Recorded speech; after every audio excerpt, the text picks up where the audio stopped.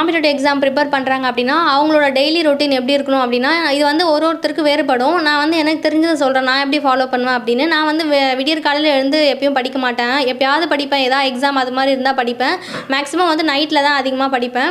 So வந்து இப்போ நம்ம காலையில் ஒரு 6 o'clock எழுந்துக்கிறோம் அப்படின்னா 6 o'clock எழுந்துட்டு நம்ம வந்து என்ன பண்ணணும், முன்னாடி நாள் படிச்சிருப்போம் இல்லையா, முன்னாடி நாள் நோட்ஸ் எடுத்து வச்சுருப்போம், டெஸ்ட் அட்டன் பண்ணியிருப்போம்.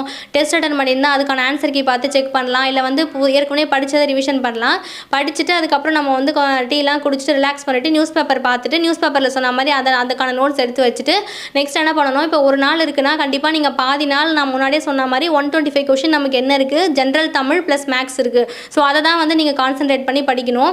ஏன்னா நம்ம வந்து ஜிஎஸ் என்ன படித்தாலும் கண்டிப்பாக தப்பாகும். ஸோ இதில் வந்து நம்ம மார்க் விடக்கூடாது. ஸோ அதை வந்து நீங்கள் பாதி டேஸ் ஃபுல்லாக அந்த ஜென்ரல் தமிழும் மேக்ஸும் படிக்கணும். மதியத்துக்கு மேலே என்ன பண்ணணும், மேக்ஸ் வந்து மதியமாக வச்சுக்கோங்க. ஏன்னா மேக்ஸ் வந்து கொஞ்சம் நம்ம மதிய டைமில் எல்லாருமே தூக்கம் வரும். ஸோ தூங்காமல் இருக்கிறதுக்காக நம்ம மேக்ஸ் பார்த்தோன்னா கொஞ்சம் நமக்கு தூக்கம் வராமல் இருக்கும், யூஸ்ஃபுல்லாக இருக்கும். ஸோ ஒரு 1 2 3 அந்த மாதிரிலாம் வந்து நீங்கள் மேக்ஸ் வந்து வச்சுக்கோங்க. மதிய டைமில் 1 hour வந்து நீங்கள் ஸ்கூல் புக் சம் பார்க்கணும், மீதி 1 hour previous year question practice பண்ணலாம். யூடியூப்பில் கூட இப்போ நிறைய வீடியோஸ்லாம் இருக்குது, நீங்கள் பார்த்து ப்ராக்டிஸ் பண்ணலாம்.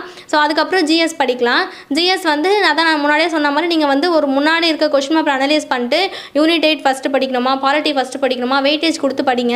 எந்த சப்ஜெக்ட்டுக்கு அதிகமாக வெயிட்டேஜ் கொடுக்கணும் அப்படின்னு சொல்லிட்டு பார்த்து படிச்சுட்டு நைட்டில் வந்து இப்போ நம்ம ஒரு நாள் ஃபுல்லாக படித்தோம் இல்லையா, அதை வந்து ரிவைஸ் பண்ணலாம். இல்லைனா வந்து உங்களுக்கு ஏதாவது ஒரு சயின்ஸ்லாம் வந்து லாஸ்ட் டைமில் படிப்போம், ஒரு சில சயின்ஸை யாரும் படிக்காமல் கூட போவோம். ஸோ அது மாதிரி சயின்ஸ் அது மாதிரியும் இல்லாமல் ஒரு 8th book 10th book box question 9th 10th science அது மாதிரி படிக்கலாம்.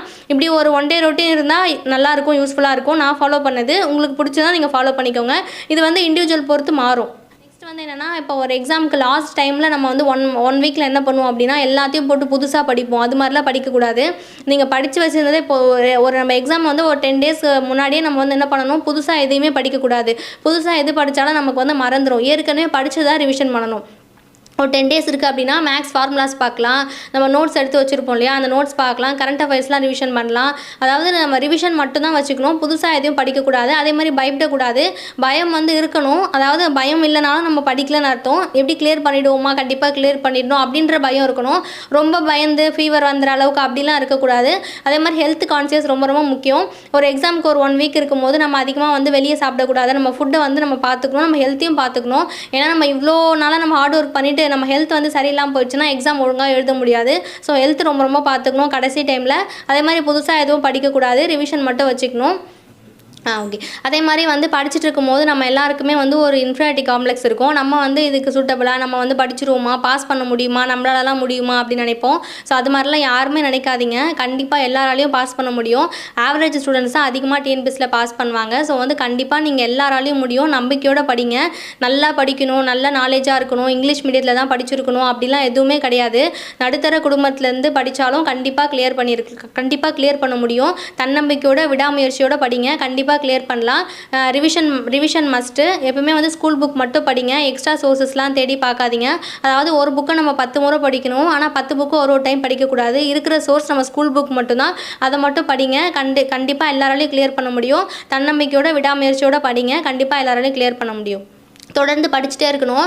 நெக்ஸ்ட்டு மெயினாக ஆஸ்பிரண்ட்ஸ் வந்து என்ன தப்பு பண்ணுவாங்க டிஎன்பிஎஸ்சியில் அப்படின்னா, நமக்கு வந்து ஒரு எக்ஸாம் கிளியர் ஆகலை. இப்போ வந்து இந்த குரூப் 4 வந்து ரொம்ப கஷ்டப்பட்டு சூப்பராக ஹார்ட் ஒர்க் பண்ணி படிப்பாங்க.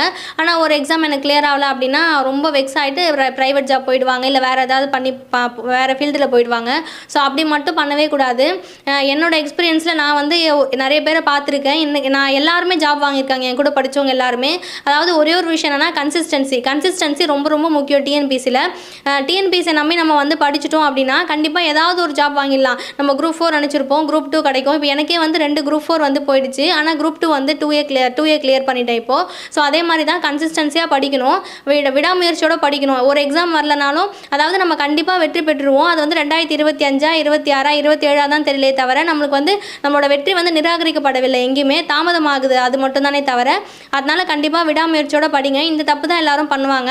அந்த டைம் வந்து ரொம்ப கஷ்டமாகவே தான் இருக்கும். ஏன்னா வந்து நமக்கு 1 year ஆகிடும் ஒரு எக்ஸாம் வச்சுட்டு அடுத்த எக்ஸாம் வரத்துக்கு. ஸோ அந்த நாட்கள் வந்து நம்ம கடக்கிறது ரொம்ப கஷ்டமாக இருக்கும், ரொம்ப ஸ்ட்ரெஸ்ஃபுல்லாக இருக்கும்.